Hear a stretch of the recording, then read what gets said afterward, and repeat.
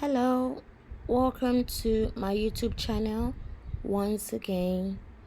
In today's class, I'm going to be teaching the poem She Walks in Beauty by Lord Byron. This particular video is going to be a summary of the poem. We'll summarize it, just make you understand it better.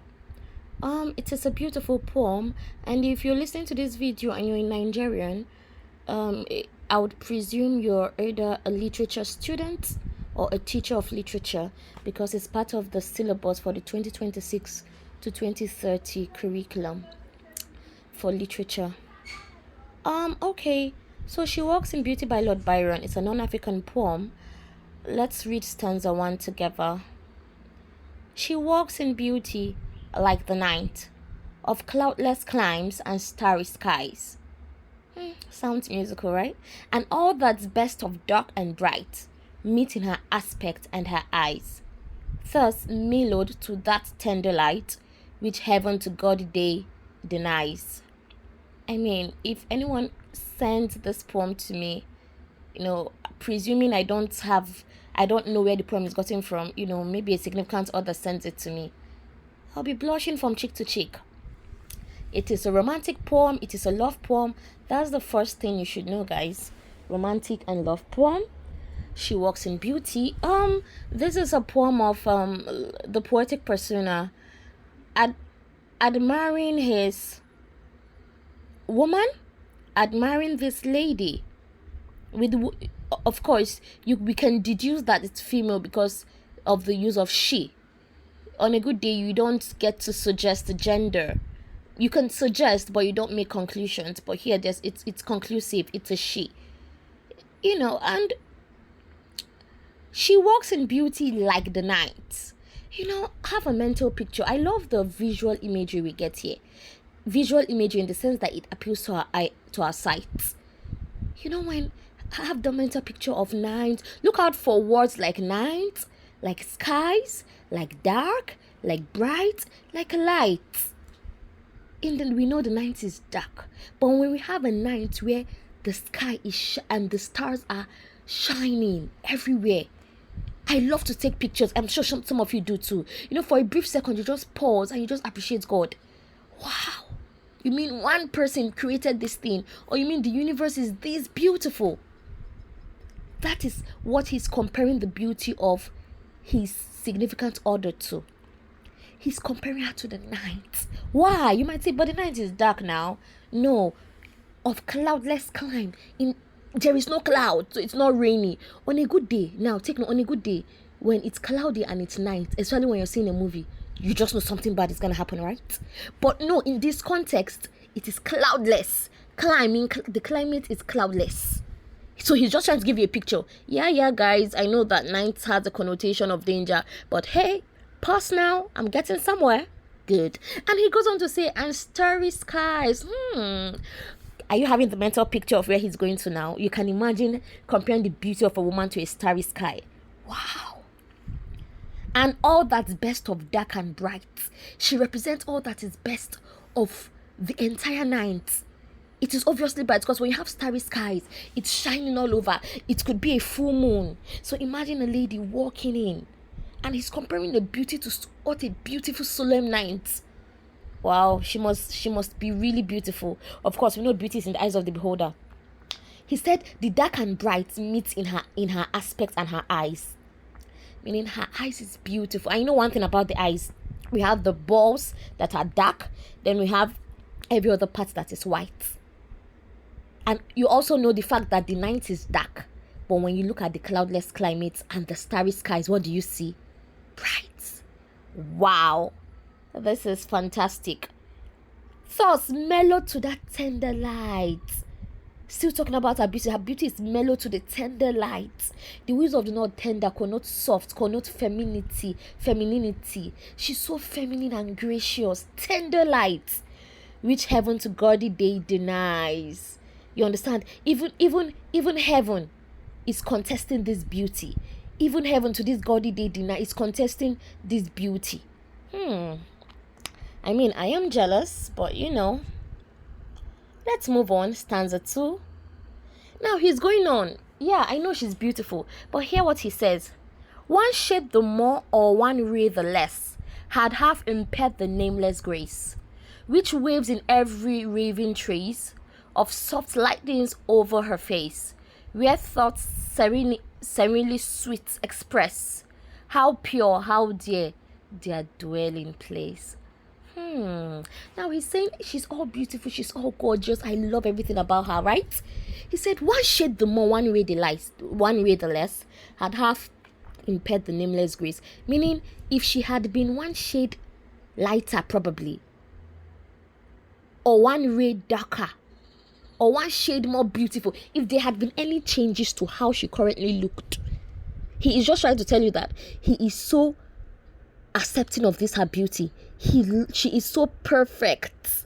She is perfect tonight. If there had been any alteration to her beauty, even if it was in an attempt to make her more beautiful, you get, or in an attempt to make her less, if there had been any change, if her nose had been more pointed, probably, if her face was more symmetrical or less symmetrical, if the way she walks was more poised or more shabby, anything at all, more or less, it would have spoiled. You know what it means to impair?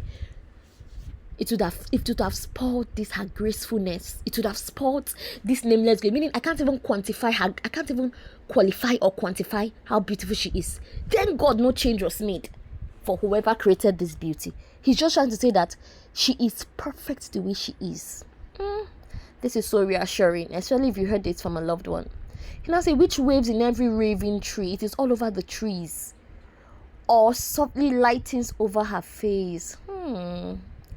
Her face must be really beautiful, where thoughts serenely sweet express. Now, we are getting to the shifts. He has gone beyond the physical. He's going to the abstract. Now, it is not just about her outer beauty. When you look at her face, he's saying that you can only know that only sweet thoughts are expressed.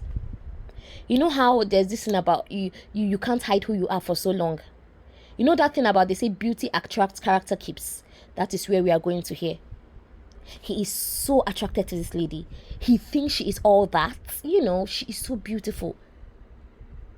However, he's not being, vain? He's not being superficial. You know, I'm not just all about beauty. I'm about, even in her face, you can see that the thoughts she expressed are sweet and peaceful. She is pure, how dear their dwelling place. The dwelling place of her face. He's looking at her face. From her face, he's saying that you can deduce the character of this persona. You can see now, if you're looking at this poem, he's talking about outer beauty, which is physical, the one that most of us call superficial. I mean, why is he all, sometimes when someone just all about your physiques, you'll be, I am more than this, so I'm smart, I'm this, I'm that, and he can see it too. So you might want to say this persona is quite smart, he's very wise. He said you can just see from her the soft lightings over her face, softly lightings over her face. You know that she only expresses her thoughts. She doesn't have thoughts of evil. You understand? He's comparing her to the divine. She is pure. The dwelling place of her face is pure. As in, you can't contest that. Okay, let's go to the last stanza. And on that cheek and over that brow, so soft, so calm, yet eloquent, the smile that wins, the tint that glow, but tell of days in goodness spent, a mind at peace with all below, a heart whose love is innocent. Now, you would notice that a volta is VOLTA, look it up, is when there's a shift in the thematic preoccupation or the tone of a poet. When there's a shift in the subject matter or the thematic preoccupation of that particular poem. When you notice a little shift, he's digressing. You notice it started here from when he made reference to her face and her thoughts. Now he goes on. He has left out, said, and on that cheek and over that brow.